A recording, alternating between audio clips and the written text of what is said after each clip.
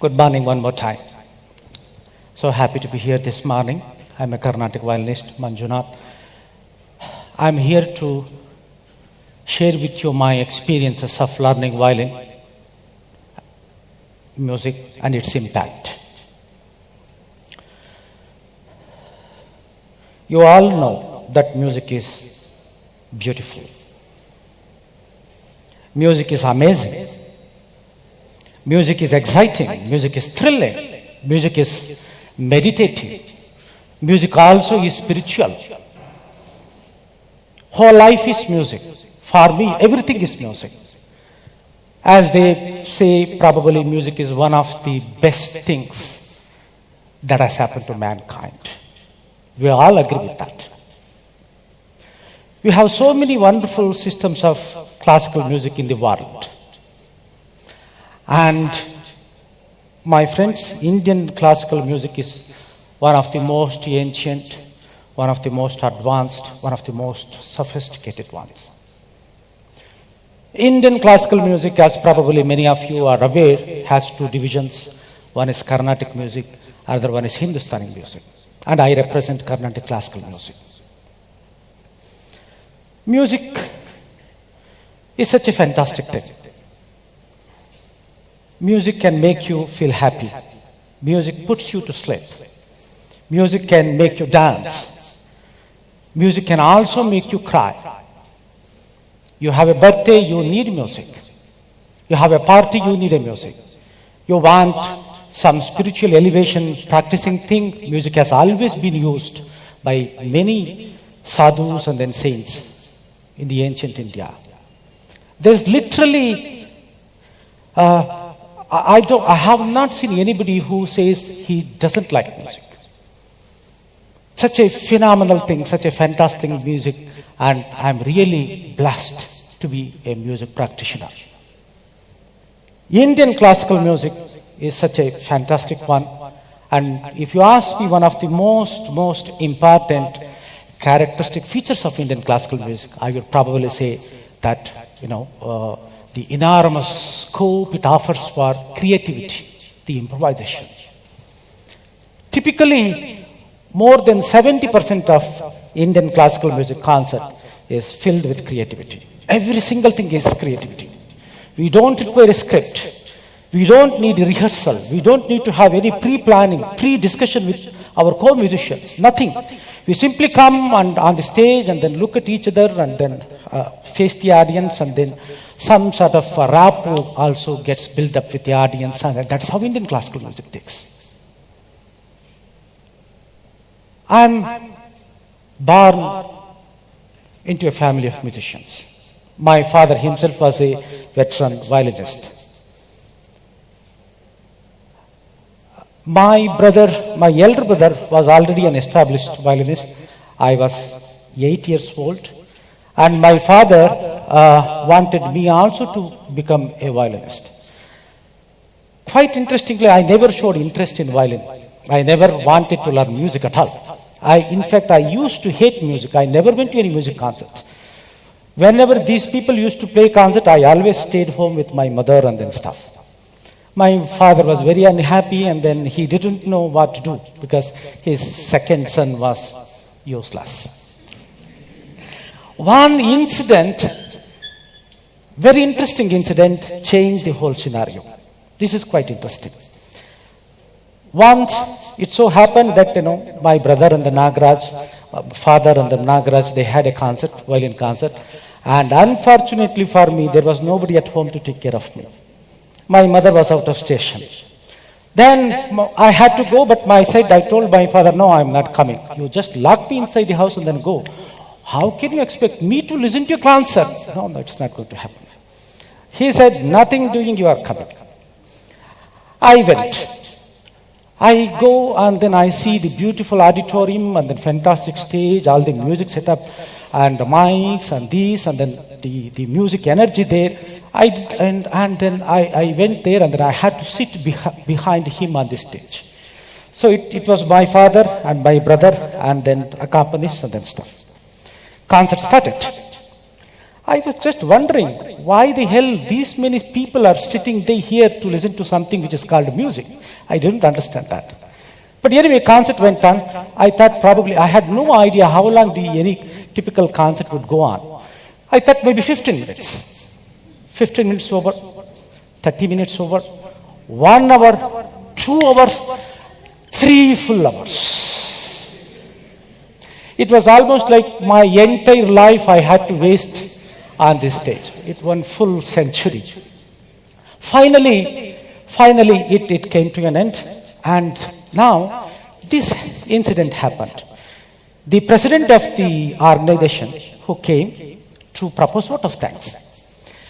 He comes in and then says so many wonderful things about my father and then stuff, and then people all were very happy. And one beautiful garland comes and then is offered to him. Second garland comes in and then wonderful things about Nagraj, that garland goes to him. Mridangam player and then Ghatam player, both of them got their garlands. Even the guy, one of my father's student, who was putting tambura behind, he also gets a garland. Then I was getting myself ready because I was the only one left on the stage. Alas, no garland came. I looked here, I looked there, and nobody is even caring for me. Then the organizer started announcing next day's thing or something like that. Then I poked my father from the behind. Appa, where is my garland? Garland? And you? What are you talking about? No. Then I said, no, I want a garland, Garland for you? For what? What did you do? You don't deserve a garland. You never deserved a garland because you didn't do anything. I was so desperate, I was very angry, I was kind of crying, and then I asked Nagraj and everybody, nobody was even caring. This kind of hangama was happening on the stage, and then that organizer noticed it. He asked, what is happening? My father told him. That guy, instead of keeping quiet, publicly announced that, oh, ladies and gentlemen, look at this naughty boy, second son of Mahadevappa, who is demanding for a garland. People all laughed because it was funny for them, and then I was a small kid. Everybody was laughing. The only one who was crying was me. It was a great, great humiliation for me. That time, I didn't know how to even show my face to them. Then this guy announces, Manju, you practice well, you learn violin. Next year I will give you not 1 but 5 garlands. That was the end of that day's story, and then we all come home. I was crying and crying. Next day morning, I still don't know what really happened to me. I go to my father and then ask him to teach me violin. He was really surprised. He was even shocked, but he was very happy. And then he started teaching me violin. My friends, even today, it's very, I don't know how it all happened. Rigorous practicing, rigorous learning, and then coaching, and then every day I used to practice for hours together. And the next year, the same place, same organization, same auditorium, same set of art people, same set of musicians, I played my first ever violin concert there. And as promised, they gave me 5 garlands. I was so happy. I was extremely, extremely happy. I even refused to take off all the garlands. With the garlands, I go home and then showed it to my mother, and then she was so happy. I don't remember whether I even slept with the garlands on. I don't know. Next day morning, as usual, as a practice, my father comes to me, and then at 5 o'clock, wake me up to practice. Then I said, practice? Today? Why? He was surprised, then he was taken back. Why? Means, that is your usual. No, I already got 5 garlands, no more practicing. But he wouldn't let me do that. Since then, this rigorous violin practicing thing went on. Today, and he was a great, notorious taskmaster. He rarely used his bow to play on violin. Most of the time he used to use that bow to hit me.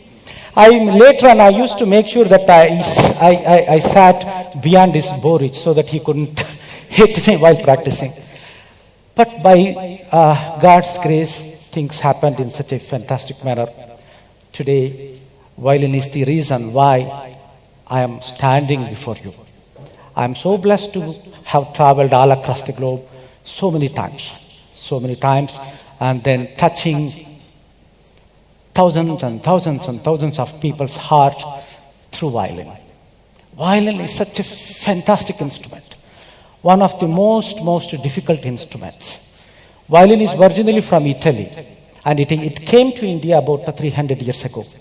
Today, it has become so much Indianized that it is very difficult to believe that it is not an Indian instrument. All Indian nuances are possible here. Either speed or fast, slow or patho mood or accelerating or dance music. Literally every single thing is possible on violin. I'm really blessed to be handling such a beautiful instrument, one of the toughest instrument, and probably performing one of the most tricky, complex style of music, which is Carnatic classical music. And that is the story of violin. As I always believe, I'm not a great speaker. I always believe that music is a better language of expression. Because music has absolutely no barrier, as you all know. There is no religious barrier, no language, no geographical barrier, nothing. Everywhere music is there. And then it is such a joy performing music. Music has given me some of the best privileges in this society. And whatever I am today is because of music. As I told you earlier, I am not a great speaker. I think that my music is probably a better communicator to you than whatever I have already spoken to you. I want to end this bit with one more very, very popular, fantastic song.